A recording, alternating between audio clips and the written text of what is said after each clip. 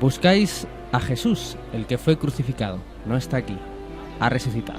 Señoras, señores, buenas noches, bienvenidos al Domingo de Resurrección, en la Semana Santa Salmantina, última procesión, último programa que cierra nuestra programación especial de esta Semana de Pasión. Estamos en la capilla de la Veracruz, donde ha comenzado la primera de las dos procesiones, que casi de manera consecutiva van a salir con distintos itinerarios hacia ese punto de encuentro del atrio de la catedral que marca el Domingo de Resurrección en Salamanca. Bueno, un viaje a través de esta última de las procesiones de la Semana Santa en el que nos van a acompañar en los próximos minutos, y se lo agradecemos mucho a don Fructuoso Mangas, párroco de la Purísima. Sí, hola, buenos días y gracias por poder estar aquí. Y también etnógrafo y director del Instituto de las Identidades, Francisco Blanco. Muy buenas. Un placer, como siempre. Bueno, pues comenzamos a ver ya estas imágenes, estos detalles, estas escenas de, en primer lugar, la salida de Nuestra Señora de la Alegría, que esa es su advocación, aunque en este momento evidentemente procesiona de luto.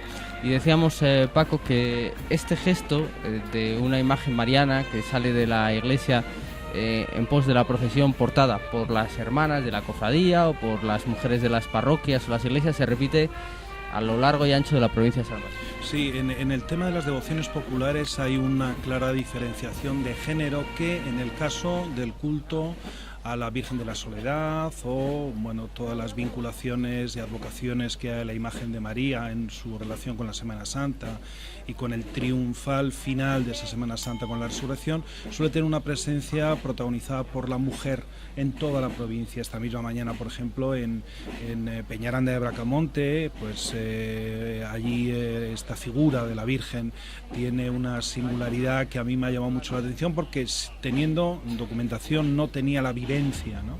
Y es curioso cómo hay un personajillo allí, un San Miguel Arcángel, que pregona la resurrección de Cristo, y cuando termina su intervención ese manto de luto de la Virgen cae en una clara dramatización, y estoy al lado de un maestro del teatro que seguramente encontraría esas ramificaciones dramáticas y teatrales en todo lo que tiene que ver con la Semana Santa.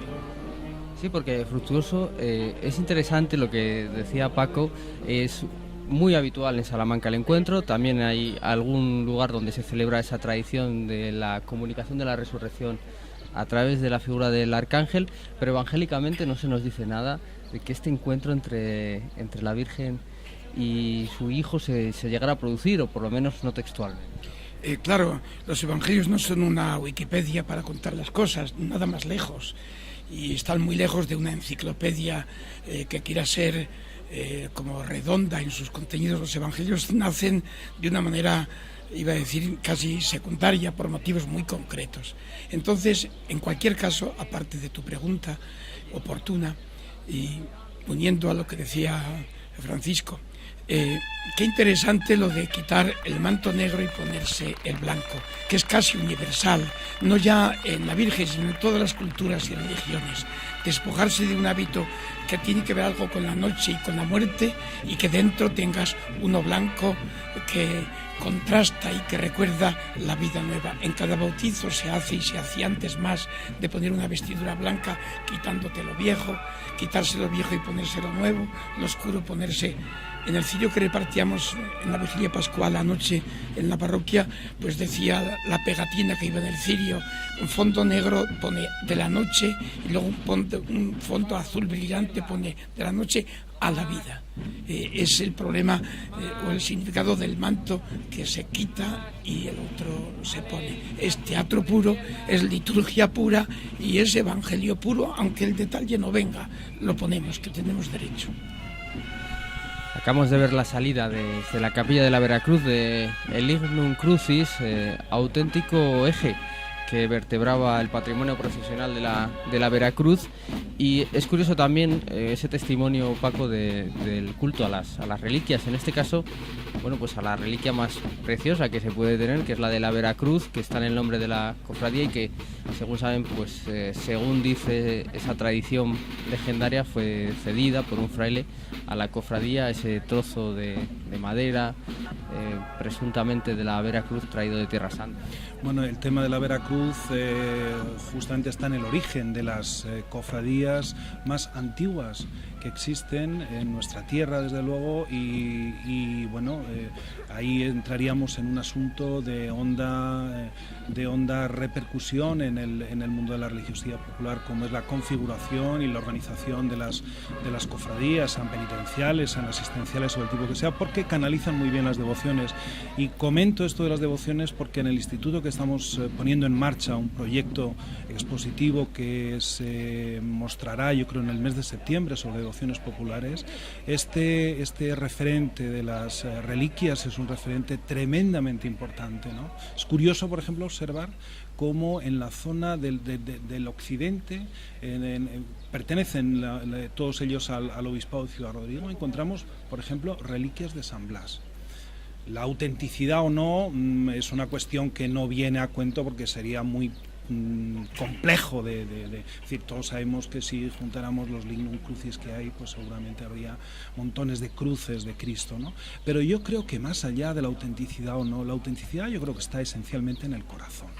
Y está en la creencia, está en la fe, y a partir de ahí surge de verdad el sentido definitivo de las reliquias. En este caso hablábamos del lignum crucis, pero de todas las demás, y yo creo que eso mueve una fuerza de la sociedad tradicional que hace que resulta difícil de entender quizá hoy, en que hay una descreencia y un agnosticismo generalizado, pero que sin duda mueve muchísimos de las costumbres, de las tradiciones y de formas de sentir y de entender la religión, que cuando nos asomamos a la Semana Santa quizá tengamos algunos destellos de lo que pueda ser en su sentido más profundo.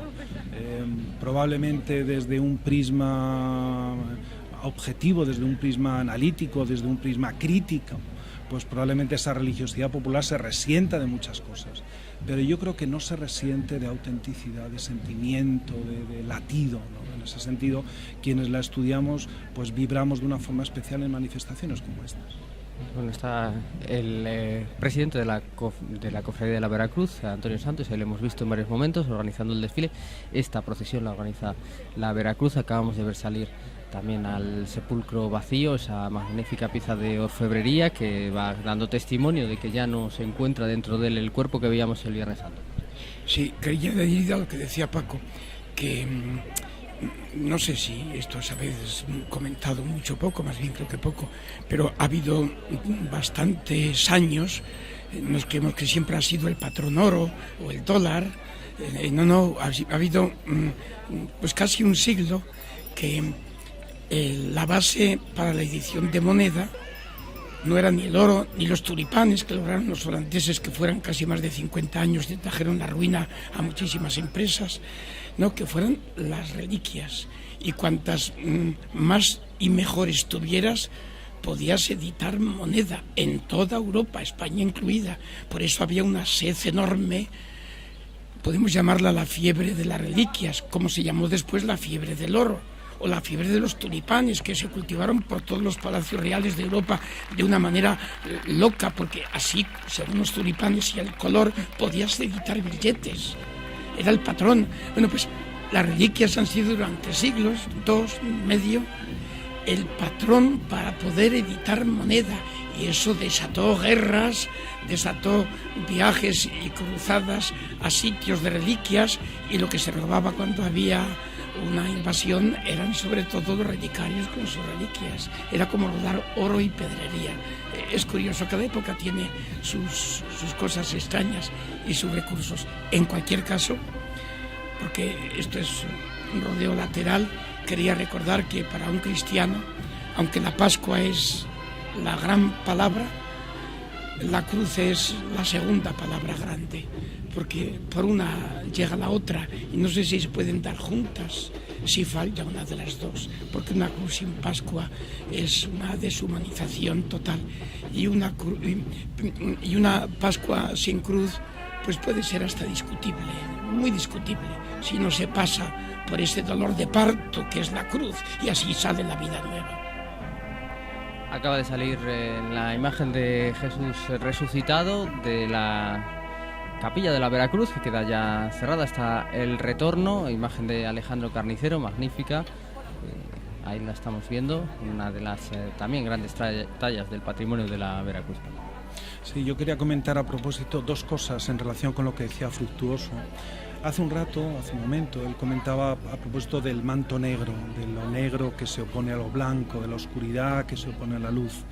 En este sentido es curioso porque justamente la Pascua florida, tiene un significado simbólico tremendo en la tradición popular. Es el final clarísimo del invierno, de la reclusión, de la oscuridad, del antro, a partir de aquí es el reencuentro con la naturaleza, con la luz, con el sol. De hecho, hoy, domingo de Pascua, muchísima provincia está comiendo el hornazo. Porque es eso, es la necesidad de volver a la luz que desde el ámbito cristiano es fácilmente asimilable a la figura del Cristo resucitado. Eso por una parte. Y por otra parte, hablando de la moneda, ¿no? de las reliquias que decía Fructuoso, que era un poco la garantía para emitir moneda. Es curioso porque las monedas de cambio en el mundo de la tradición, justamente en este tiempo en que estamos investigando y estamos rastreando para esa exposición sobre devociones populares, nos reencontramos con las arcas de las cofradías tan abandonadas en muchos santuarios, en muchas ermitas, llenas de cirios y de velas, porque la cera era la moneda con la cual se penalizaba a los miembros de las cofradías que no respetaban la norma establecida en los estatutos de la cofradía. Aquel cofrade que no asistía al entierro del hermano, que no cumplía con las obligaciones prescritas por las ordenanzas de la cofradía, era penalizado en cera. Y la cera era el patrimonio, y la cera es la luz. Así que cerramos el círculo. Cera que era carísima, por cierto. Claro, por supuesto. Estamos hablando de cera de verdad. Yo hace unos días en el santuario, en la ermita del Cristo de la Laguna, veía unos cirios que probablemente tienen 100 y pico años, que eso es cera, no estamos hablando de parafina, estamos hablando de cera. Entonces, claro, estamos hablando de una cera, de la producción, de la apicultura, de un proceso de elaboración pues costoso, sin duda. Bueno, estamos viendo avanzar esta procesión. Los dos itinerarios, ya decimos, tienen recorridos diversos. Las cofradías, las que participan, que afortunadamente este año son la mayoría, más que el año pasado, a pesar de que esta procesión ha vuelto a ser auspiciada por la Cofradía de la Veracruz, como fue, por cierto, en el año 1616, la primera vez que se tiene constancia de que se celebró esta procesión del encuentro, obviamente con otras tallas distintas, dado que las dos imágenes que ahora mismo la protagonizan son posteriores. Estaríamos hablando, se dice siempre, de uno de los actos del encuentro como tal instituido más antiguo de Castilla. Probablemente, y desde luego, insisto y vuelvo a lo que comentaba al principio, a mí me llama particularmente la atención el hecho de que aquí de verdad nos asomamos a ese teatro popular que la Iglesia Católica echó de los entornos de las iglesias, de los templos a finales de la Edad Media, porque realmente había degenerado a extremos que eran intolerables, ¿no? Y un poco quizá como la desaparición o como resultado de aquella desaparición del teatro popular medieval, se ponen en marcha, entre otras cosas, los grupos escultóricos, seguramente las cofradías y toda la liturgia y toda la dramaturgia que observamos en las procesiones, y de entre todas ellas, sin duda, la del encuentro de la resurrección, a mí me parece la que tiene un más intenso significado, no solo por el hecho de que es el momento culminante para una cultura cristianizada como la nuestra, sino porque el pueblo, a pesar de que yo siempre he defendido que la nuestra es una cultura más de la muerte que de la resurrección, que al pueblo le gusta más regodearse en el dolor y en el sufrimiento que en la celebración de la resurrección, a pesar de eso, y las procesiones de los encuentros, por ejemplo, en Ledesma, es una maravilla, es una alegría con la que se vive, una alegría rayana en el riesgo importante, que ya el año pasado demostró hasta qué punto era así, porque corren con la Virgen a hombros y en ese deseo de la madre de encontrarse con el hijo, de despojarse del luto, ahora que ha conseguido constatado que el hijo vuelve a la vida y bueno, eso el pueblo lo representa a su manera, ¿eh? No sé si es una manera muy canónica, aquí Fructuoso, pero yo creo que desde el momento en que se siente y hay, insisto, sinceridad, autenticidad, pues también hay algo de veracidad en todo ello. Desde hace unos años subrayando, especialmente a partir del quinto centenario, eso, que la Cofradía de la Veracruz estaba constituida, entre otras cosas, para el culto de la Veracruz, pues este paso también ha ganado en protagonismo en la procesión del encuentro. Ya no procesiona a ruedas, ahora lo llevan a hombros los miembros de la Cofradía de la Veracruz, y la verdad es que es una pieza magnífica, como otras muchas reliquias o relicarios que hay en la provincia de Salamanca. Me estoy acordando yo ahora de, por ejemplo, la capilla de Loreto de las Madres Carmelitas de Peñaranda de Bracamonte, que es uno de los espacios por excelencia dedicados a la reliquia en Salamanca. Avanza por la calle de la Compañía, que ya hemos dicho a lo largo de estos días que es un espacio realmente sensacional para vivir la pasión de Jesús a través de las distintas cofradías. Por ejemplo, el Jueves Santo nos emocionábamos aquí con la Seráfica, también hemos visto subir al Doctrinos, en fin, todos los pasos que han transitado por aquí, y ya va a asomar el Resucitado, que es una obra magnífica de Alejandro Carnicero, últimamente un poco en duda esa atribución, pero que en todo caso transmite esa sensación de triunfo. Incluso, claro, vemos cómo el paso va bailando, cómo se va bamboleando, es una procesión ya totalmente distinta. Sí, bueno, primero que la Compañía parece que es una calle hecha a lo largo del tiempo y de bastantes siglos, pero parece que ha habido un tipo que tuvo cierta idea de diseño y parece que está trazada para que este tipo de pasos de estas medidas, no esos sevillanos infinitos, sino de estas medidas austeras y contenidas, adquieran aquí pues un contexto y un marco casi inigualable. Quería subrayar dos cosas por si acaso se pasan a lo largo de la transmisión. Una, desde un punto de vista creyente, cristiano, recordar que hoy, y junto a la Purísima, mi parroquia, está la Iglesia Ortodoxa Rumana, que ayer coincidimos en las procesiones de la noche, felizmente, con cirios. Recordar lo que en el mundo eslavo y griego, hoy, incluidas las iglesias ortodoxas que estén en Occidente del todo, donde ya no se habla griego ni se conoce nada, hoy se saludan los cristianos ortodoxos del mundo entero, que son muchos cientos de millones, con una frase: Christos aneste. Aneste es de Anastasio, de Anastasis, significa Cristo resucitó. O también dicen, sobre todo fuera, eso es más en Rusia y en otras iglesias ortodoxas de Oriente, dicen Christos Nika. Nika, como las zapatillas Nike, de la Nike victoriosa del Louvre. No había que decir nunca Nike, si es Nike en griego, y el nombre lo puso el diseñador adrede y le puso un ala de la victoria de Samotracia como logo de la zapatilla. Bueno, pues esas zapatillas Nike y toda la marca Nike. Bueno, pues Nika es el aoristo griego y significa Cristo venció. Y eso es el saludo hoy habitual de muchos cientos de millones que ya no saben griego, pero sí saben lo que esa frase significa. Lo subrayo porque recuerda muy bien lo que es la Pascua.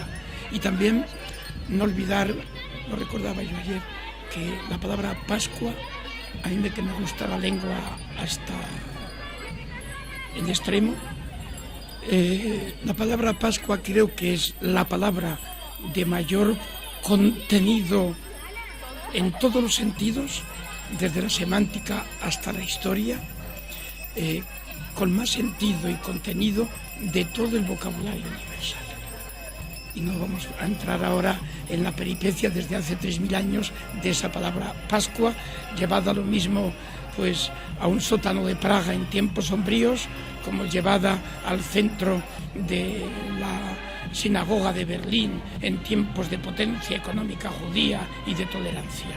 Pero esa palabra Pascua atraviesa mucho más de lo que pensamos la vida económica y total existencial de lo que llamamos Occidente y Medio Oriente.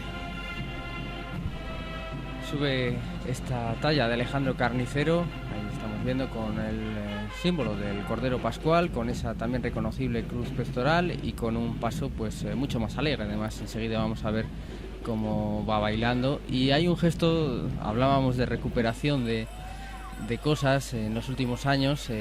Este paso de Jesús el resucitado va acompañado de 4 ángeles, pero en esta ocasión, en vez de portar los instrumentos de la pasión, como es habitual durante la Semana Santa, portan instrumentos de música, lo cual denota la importancia de los sonidos. Y a esto que estamos escuchando ahora me quería yo referir, porque también se ha recuperado la tradición de que los niños de la Veracruz y de otras cofradías que participan en el encuentro vayan pregonando la resurrección con estas pequeñas esquilas. Claro, esto es lo que me refería cuando hablamos antes de Peñaranda, que es justo, no es que sea el arcángel San Miguel, es que está materializado, personificado en un niño. Es curioso cómo los niños, tanto en el día del Domingo de Ramos como en el Domingo de Resurrección, recuperan un protagonismo muy peculiar, ¿no? En cuanto a los sonidos, ahora que decías, Paco, te mencionabas ese sonido de campanas, ¿no? Es curioso porque yo, sinceramente, echo en falta, tampoco yo soy un fundamentalista de la tradición, ni mucho menos. Las tradiciones, siempre lo digo, estoy de acuerdo con Luis Díaz Viana, quien lo escribía no hace mucho, las tradiciones son tanto aquello que conservan como aquello que innovan, porque las tradiciones, si se quedan fosilizadas, de alguna forma están muertas. Tienen que estar vivas, tienen que estar permanentemente avanzando de alguna manera, conectando con el pasado, pero mirando también hacia el futuro. En ese sentido, os digo que yo echo en falta un sonido, ¿no?, que formó parte al menos de mi juventud, de mi adolescencia y de mi niñez, que eran las carracas, ¿no? La prohibición de tocar las campanas, mientras Cristo permanecía muerto, y los avisos a la comunidad para las ceremonias comunitarias se hacían con el sonido de las carracas, de las matracas. Yo esos sonidos, lo de las carracas sobre todo, lo echo en falta, ¿no? El Viernes Santo que estuve en San Martín del Castañer, escuchando los Dolores de la Virgen, un canto de folclore religioso popular fantástico que conservan allí con una pureza tremenda y con una fuerza, lo conoce toda la gente y lo canta todo el pueblo. Bueno, pues allí al salir había un señor vendiendo carracas y yo decía, pero la gente que pasa por aquí, más joven que yo, ¿sabe qué es esto? El hombre lo hacía sonar y desde luego el sonido llamaba la atención, ¿no? Pero la gente seguramente ha olvidado. Bueno, son los sonidos también de la Semana Santa, como los aromas, como tantas cosas vinculadas a esta celebración tan importante dentro de la religiosidad popular. Aromas seguramente como ese incienso que veíamos. Carracas en Salamanca suenan fundamentalmente, y matracas en la procesión del amor y de la paz, que es la que quiso incorporar ese sonido tradicional. Sí, quería añadir 2 cositas. Una, que cuando los niños aclaman a Jesús el Domingo de Ramos, Jesús dice, pues si estos niños callan, hablarían las piedras. El Domingo de Ramos salen los niños, porque en el Evangelio incluso salen los niños aclamando, como debe ser en toda fiesta, detrás de un personaje. Y claro, el Domingo de Pascua, cuando la piedra se remueve y habla de que el sepulcro está vacío, los niños con esquilas salen fuera, y en algún sitio de Hispanoamérica hay una pequeña copla que tocan con esquilas los niños y dicen, la piedra rota ya, la piedra rota ya, y con eso van marcando un ritmo, tomando muy a la letra la palabra del Evangelio. Y luego, añadiendo lo de las campanas, me parece un detalle hasta tierno, al menos en Yecla de Yeltes, donde yo soy natural y fui monaguillo de pequeño, tengo ese honor. Cuando llegaba el Domingo de Pascua, podíamos tocar, los tocadores de campanas, que no eran todos los monaguillos, 2 campanas de tono muy claro y pequeñas y más altas, que se llamaban curiosamente las pascualejas, porque se tocaban el día de Pascua. Qué cosa más grande que 2 campanitas pequeñas de tono muy alto, que se oían con una intensidad enorme por encima de las más graves de las otras 3, se llamaran pascualejas, con ese diminutivo pues entre cariñoso y minucioso de la cosa pequeña, pascualejas. Sí, un apunte, Paco, rapidísimamente. Esta procesión se celebraba tradicionalmente en la Plaza de Anaya, pero en el otro lado, junto al Colegio de Anaya. Después se trasladó a la Plaza Mayor durante también algunos años, y después que ha sido recuperada definitivamente por la Cofradía de la Veracruz, vuelve al que parece ser su lugar natural, el atrio de la Catedral Nueva, que como vemos, a pesar de cierta amenaza de lluvia, atrae a mucha gente. Sí, solo una acotación a lo que decía Fructuoso de las Pascualejas, decir que en algunas iglesias se conserva, por ejemplo en Erguijuela de la Sierra, y no son dos, es una rueda, lo llaman las Pascualejas y lo utilizan justamente para este toque de gloria, en pocos sitios, pero por la zona de la Sierra hay algunos sitios donde todavía se conserva, solo era este añadido. Está llegando Jesús resucitado a ese atrio de la Catedral. Por el otro lado ha accedido ya Nuestra Señora de la Alegría, todavía vestida de luto, y bueno, pues al igual que el descendimiento del Viernes Santo, se ha modificado la liturgia tradicional de este acto cuando lo organizaba la Junta de Cofradías.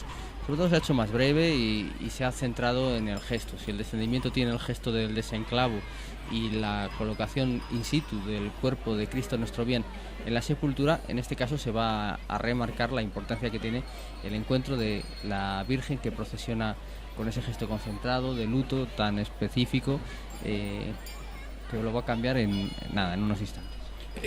Quería yo, yendo más allá de la procesión, porque quizás debamos decirlo, porque toda procesión tiene luego una trastienda y una trascendencia que llega a la vida y al mundo. Ojalá lo que esto significa fuéramos capaces de vivirlo en el mundo y en la calle y en la tierra entera, las personas, los grupos y los pueblos. Recuerdo solo unos versos de Felipe Mediero que dice: si un día pudiéramos salir a la calle y diéramos el paso, si un día pudiéramos salir a la calle y cumplir su mandato, y más cosas dice, y dice al final: si un día pudiéramos servir y ayudar y compartir y cambiar el mundo y hacerlo nuevo, qué Pascua viva estaríamos levantando. Ojalá que cada procesión, cada paso, la presencia de cada cofrade, cada flor, cada campana que suena, cada pequeña pascualeja, ojalá fuera un pequeño paso para hacer un mundo nuevo entre el aplauso de los que lo buscan. Bien, pues acabamos de vivir ese momento esperado del encuentro. Precisamente, según decía Fructuoso, levantar la Pascua, se levantaban los dos pasos con ese esfuerzo de las hermanas de la cofradía que llevan a Nuestra Señora de la Alegría, ahora ya sí con toda propiedad, y de los hermanos de la cofradía que llevan el resto. Yo solo añadir, sumándome a lo que decía Fructuoso, que efectivamente esto es un canto de esperanza, ¿no? Yo creo que en la tradición, que es lo único que yo puedo aportar aquí en este comentario, es que cuando yo veo una tradición real, auténtica, sentida, que permanece en pie, para mí eso también es un canto de esperanza, ¿no? Que evidentemente en cuanto a lo que tiene que ver con la espiritualidad popular quiere un tinte especial, pero yo diría que ese canto de esperanza en el mundo de la tradición todavía lo podemos mantener en pie.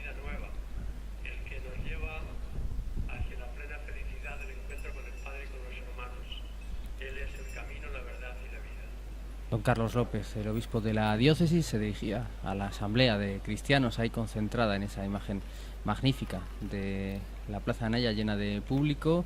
Ahora inciensa las tres imágenes que están presentes en el encuentro: el resucitado, su madre y también el Ignum Crucis. Así que, como decimos, es una teatralización, es casi un auto sacramental en imágenes, y qué gesto más teatral que el de retirar esa tela negra que hemos. De hecho, liturgia viene del griego y el liturgeus, la liturgia griega, era el concejal encargado de los espectáculos públicos. Se llamaba el liturgo. De ahí viene liturgia, porque es una puesta en escena, y que escenarios son los presbiterios, que no son más que escenarios. Y este escenario de la Plaza de Anaya, con el atrio levantado entre columnas, es un escenario magnífico y es un sitio perfecto para esta propuesta. Y ya enseguida vamos a empezar a ver a los charros tomar protagonismo, ahí ya los oímos, y enseguida van a bailar delante de las imágenes. Es la última secuencia que forma parte de este resumen, pero bueno, rápidamente es la plasmación de la devoción popular al más puro. Sí, claro, es que la danza y como el teatro están en el origen del hombre y sobre todo en el origen de las religiones. Es curioso que la religiosidad popular ha conseguido mantener viva ese sentido religioso, ese sentido espiritual que tiene el teatro y que tiene la danza. Por eso cuando vemos en cualquier procesión, en cualquier rito religioso importante, la presencia de la música tradicional y en particular de la danza, yo creo que estamos asistiendo a una reivindicación de nuestros orígenes, que por otra parte, en el caso que vemos ahora, estos charros, que son un símbolo, ¿no?, de Salamanca. Todos sabemos que Salamanca son mucho más que los charros, los almuñeses, los riberanos, la gente de la sierra, en fin, pero son un símbolo y yo creo que en cierta manera en la espiritualidad, en la religiosidad popular, la presencia de los símbolos tiene una importancia que los estudiosos han remarcado, pero también aquellos que nos situamos en el análisis de los elementos profundos que sostienen la tradición, encontramos que la simbología desempeña un papel que el pueblo exige. Bien, pues con esta reflexión nos quedamos. Paco Blanco, muchísimas gracias por tu placer. Gracias. Fructuoso, pues celebrando que ha resucitado, que no está entre los muertos. Felices Pascuas, que no sé si lo hemos dicho, no podemos quedar sin decirlo. Felices Pascuas.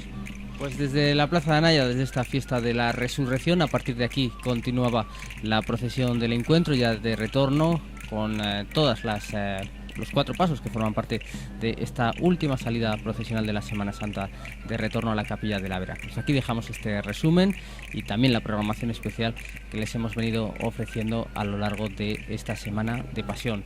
De todo corazón, muchísimas gracias por su compañía.